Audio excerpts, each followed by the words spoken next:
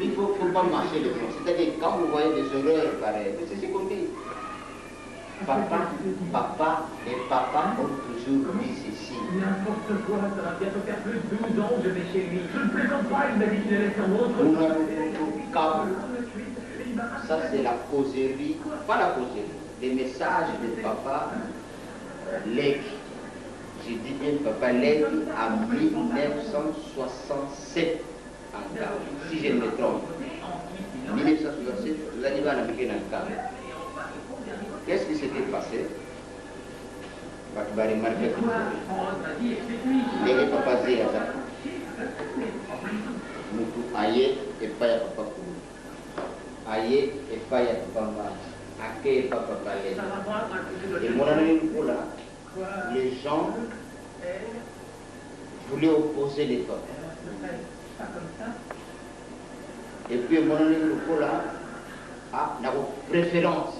Des préférences et quelques communes. Même les Zembo et Aoutembo et que papa va faire ça va combattre au même moment.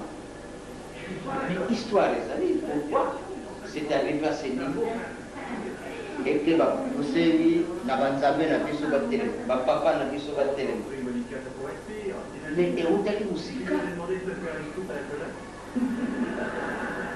oyo makambo nyonso toza komona mikolo oyo likambo oyo bato nde bato baza kolinga yango ezalela ndenge wana.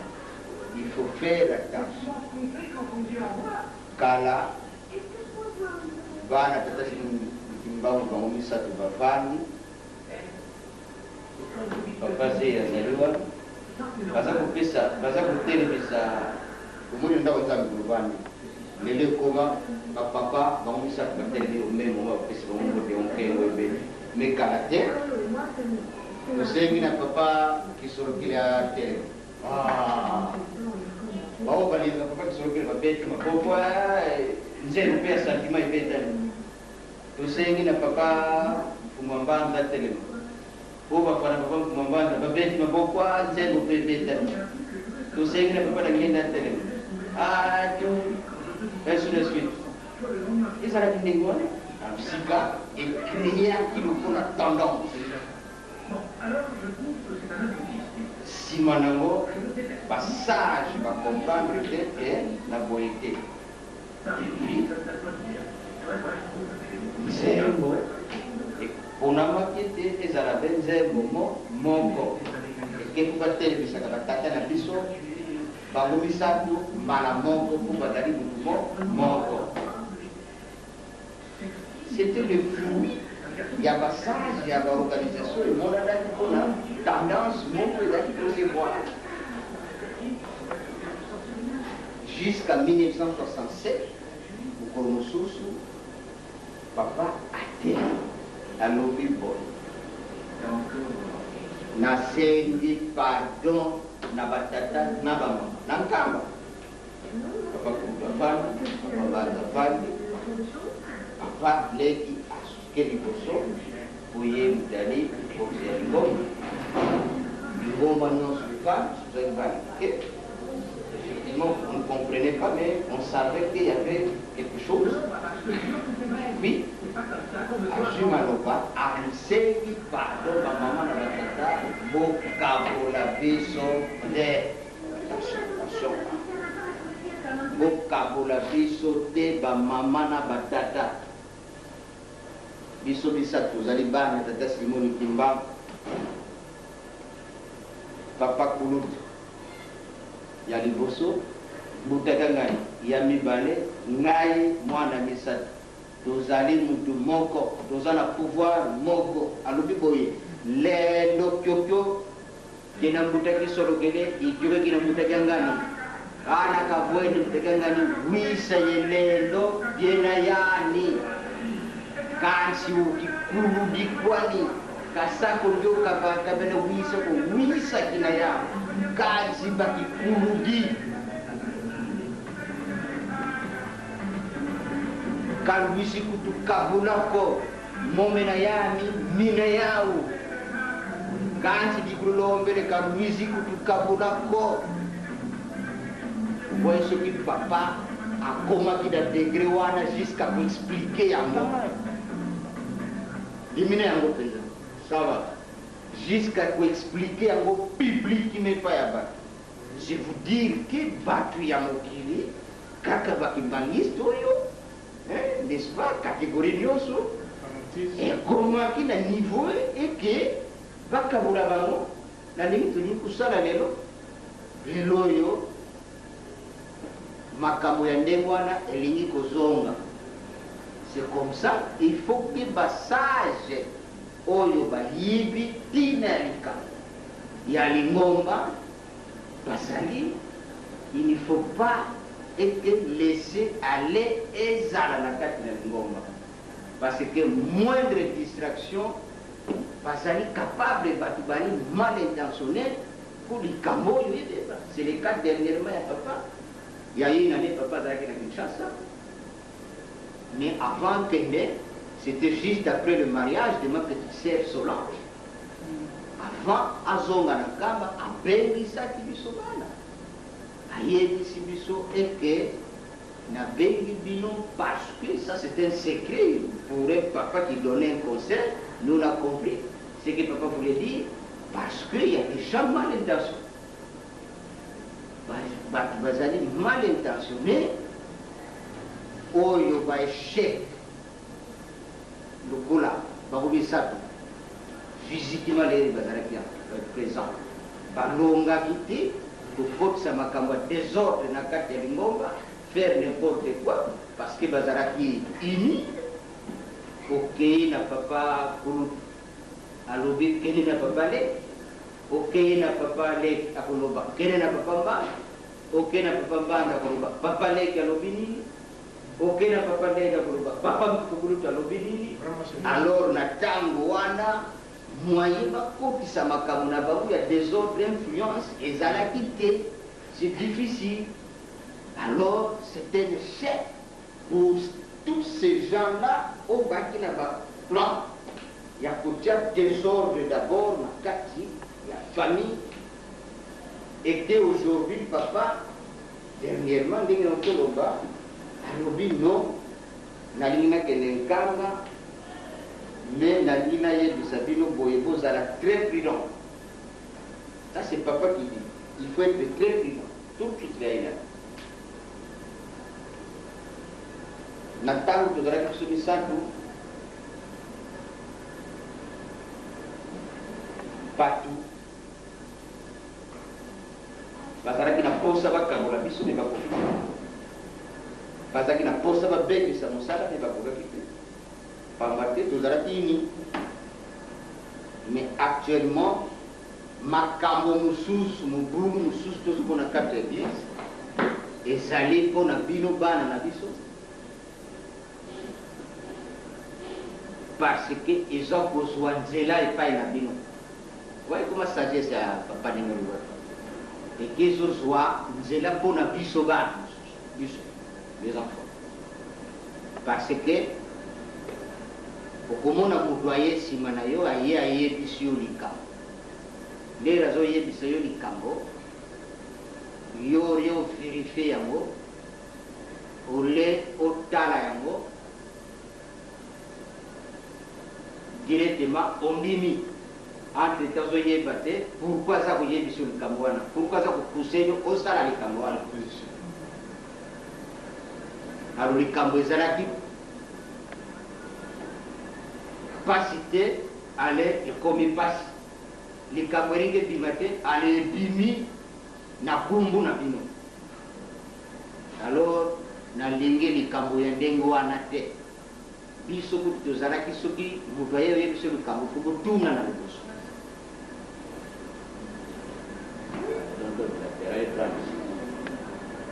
Yango wana na kosenga na bino kozala prudent, parce que bato ya mayele ya mabe bakomi mingi baza koyebisa bino makambo tala yango.